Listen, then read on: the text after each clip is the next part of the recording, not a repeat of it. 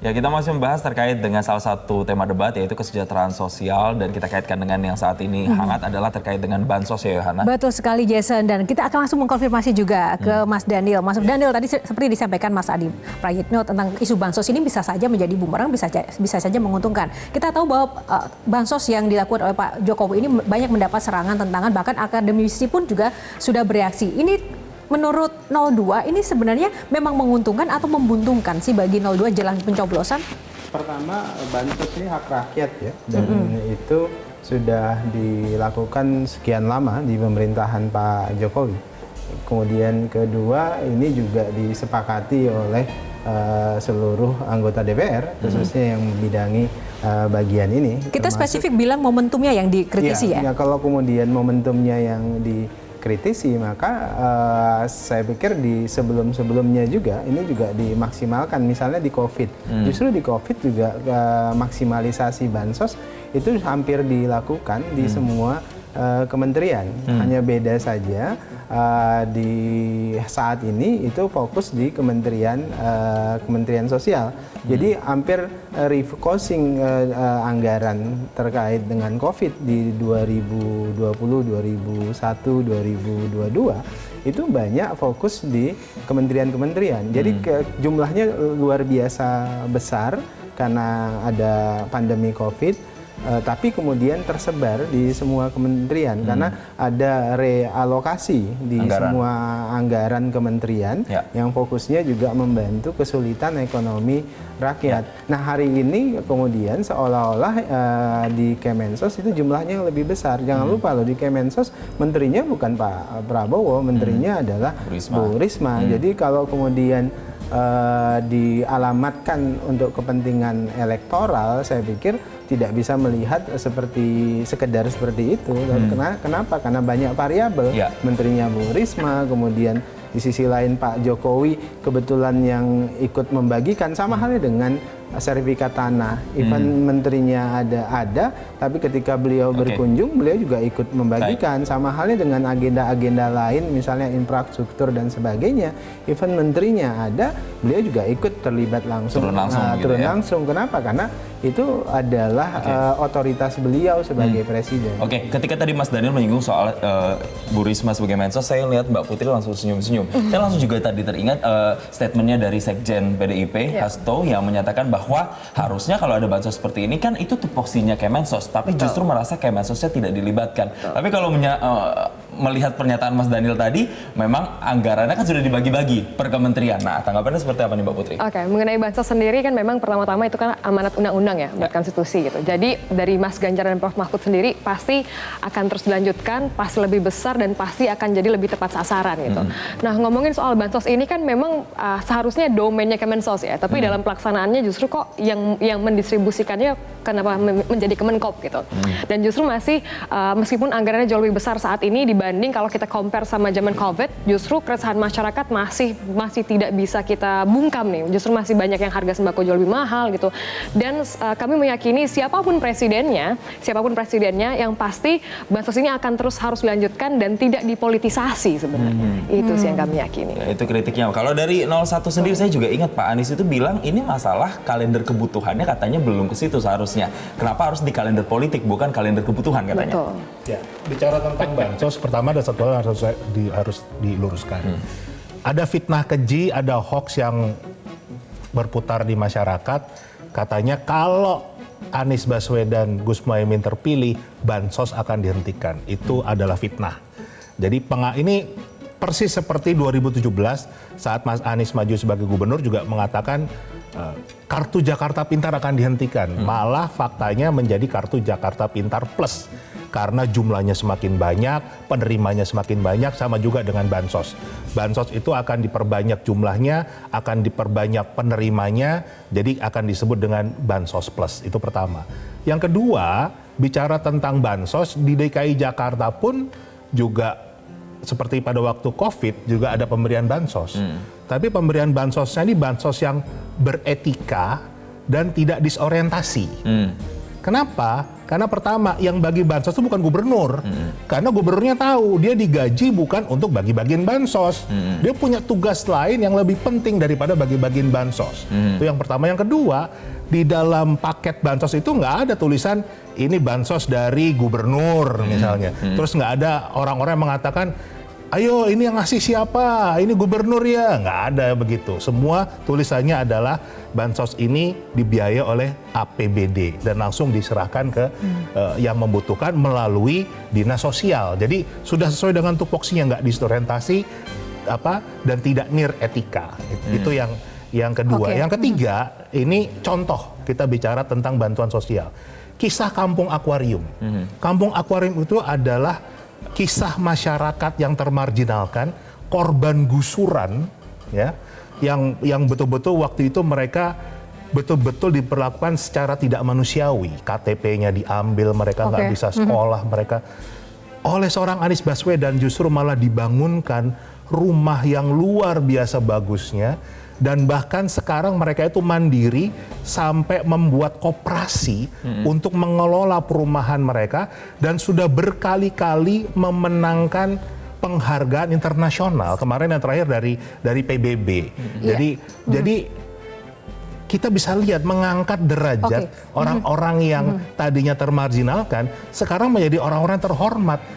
Itu karya nyata Anies Baswedan. Oke, kita fokus ke bansos yang benar-benar ini bukan, kita sepakat tidak masalah soal bansosnya ya, tapi yang menjadi isu di masyarakat kan memang lebih ke momentumnya dan terkait dengan Mbak Devi tadi juga menyatakan, Mbak Devi kan juga berharap bahwa isu bansos kesejahteraan sosial itu kan nanti kalau bisa harus konkret.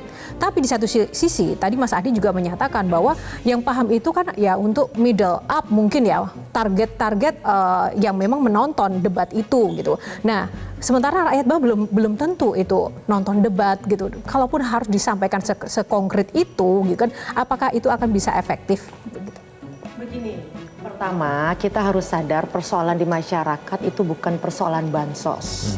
Persoalan sosial adalah persoalan yang sifatnya jangka panjang. Jadi mohon isu nanti malam jangan hanya di-frame, hanya dipotong, direduksi dalam konteks bansos. Data misalnya menyebutkan bahwa 60% masyarakat kita pemilihnya maksimal lulusan SMP. Pertanyaannya, isu apa yang nanti akan dibawa oleh 3 capres untuk memastikan orang-orang yang hanya lulusan maksimal SMP ini kemudian bisa bertahan hidup tanpa bansos? Itu pertanyaannya. Lalu yang kedua, demografinya adalah 53% pemilih kita itu lahir dari tahun 81 sampai 2007. 47%-nya baru dari tahun 80 sampai seterusnya gitu, yang lebih senior. Nah, misalnya di Jawa Barat sebagai lumbung suara terbesar itu 3 juta lebih banyak anak mudanya. Bansosnya hubungannya apa nanti dengan 3 juta anak muda yang lebih banyak di Jawa Barat? Sedangkan di Jawa Timur sebaliknya, seniornya jauh lebih banyak. Kalau Jawa Tengah komposisi penduduknya antara yang muda dan yang tua itu sama. Bansos di sini nanti ngaruhnya apa? Karena bicara bansos sifatnya sangat jangka pendek. Jangka panjang 3 atau 2 model demografi tadi akan bertahan seperti apa? Belum lagi potret bahwa dari 147 pemilih itu mereka semua angkatan kerja. Bansos ini ngaruhnya apa dengan pekerjaan mereka misalnya? Ini yang saya maksudkan, tolong jangan kita sibuk asyik masuk dengan isu-isu yang tadi sudah disampaikan bahwa itu hanya isu elit. Tolong turun betul ke masyarakat, isu apa sih yang sekarang ingin betul-betul didengar dan kemudian kelihatan diperhatikan oleh para 3 capres. Nah ini juga menarik Jason ya. Di situ nanti kami atau kita juga bisa melihat kalau memang fokusnya pada langsung program-program berarti benar tuh harapan Mbak Devi terkabulkan. Tapi ternyata kalau bahwa isu-isu yang nanti dibahas itu terkait dengan saling serang, terkait dengan isu-isu di media sosial, berarti sebenarnya memang begitu penting gitu kan media sosial dan level elit ini bagi para paslon itu untuk memenangkan suara sehingga tidak fokus lagi dengan masyarakat di bawah sana. Nah, coba kita tanya sama Mas Adi Prayitno. Ini gimana nih Mas, kalau kita melihat tadi apa kata Yohana, mungkin bagi yang menikmati sosmed atau yang melihat banyak konten bansos di sosmed akan terpancing ketika konten itu diangkat dalam debat. Ini seperti apa nanti akan terjadi seperti apa? Membaca perilaku pemilih di media sosial ini rumit. Pertama, kita itu tidak pernah mampu mendetailkan yang pakai sosmed itu dia cukup umur atau tidak untuk datang ke TPS. Mungkin sekali nonton YouTube ada 5 juta orang, tapi kira-kira dari 5 juta itu yang umurnya 17 tahun berapa persen tidak pernah terverifikasi secara faktual. Maka tak mengherankan sebenarnya begitu banyak partai, calon, dan kontestan yang ramai di permukaan media sosial, ini tingkat engagement-nya juga, tapi di lapangan itu tidak terlampau kuat. Penting sebagai sebuah konsumsi politik, dia ini menjadi trendsetter yang selalu diperbincangkan di kalangan elit dan kelas menengah. Masyarakat di bawah ada disparitas informasi dan isu dan kebutuhannya beda-beda. Orang kalau dapat bansos, pasti nih dari Jokowi. Bansos ini terafiliasi kira-kira kemana arah dukungan politiknya Pak Jokowi. Makanya yang diprotes itu bukan bansosnya. Kenapa ada stiker di situ? Kenapa terafiliasi dengan paslon di situ? Jadi itu yang sebenarnya ingin di-cutting, ingin diamputasi bahwa bansos ini adalah memang hak warga negara dan seharusnya negara memberikan sumbangan kepada rakyat yang ini sebenarnya sebagai bagian dari survival mereka untuk beberapa jangka waktu ke depan. Ini yang saya sebutkan bahwa kalau ditanya kepada masyarakat soal preferensi politik mereka apa kepada calon presiden, sederhana kok. Akses terhadap pekerjaan. Yang kedua, akses terhadap pendidikan, kesehatan. Dan mereka ini memiliki daya jangkau terhadap kebutuhan hari-hari. Udah 4 isu pokok ini kok kalau ditanya kepada lapisan menengah ke bawah. Kelas menengah ke atas agak beda isunya. Demokratisasi, MK, politik dinasti. Jadi memang harus berbagi wilayah kira-kira trigger apa yang perlu dikunyah dalam diskusi dan debat-debat yang disampaikan nantinya. Oke, kalau dari debat 1 sampai dengan 4 yang terakhir kemarin, apakah isu-isu spesifik yang di setiap tema debat itu belum termakan dengan detail atau belum sampai kepada masyarakat secara utuh begitu, Mas? Buktinya apa? Ketika MK itu menjadi persoalan yang dianggap serius bagi pegiat-pegiat demokrasi, bagi kelompok civil society dan pro-demokrasi, tapi itu kan tidak bisa dikonversi misalnya, bisa mengurangi secara signifikan elektabilitasnya Gibran dan Prabowo Subianto. Bahkan di survei-survei kan pasti per hari ini Pak Prabowo lah lebih unggul ketimbang yang lain. Saya tidak mau menyebut kira-kira berapa jauh unggulnya. Yang ingin saya katakan adalah kalau soal isu nepotisme, tentang KKN, tentang putusan MK, ini memiliki daya rusak yang cukup luar biasa pada voter. Mestinya nomor 2 nggak paling atas, minimal di runner up ataupun paling bawah. Itulah yang saya sebutkan, ada preferensi politik yang beda, kelas menengah atas dan kelas menengah ke bawah.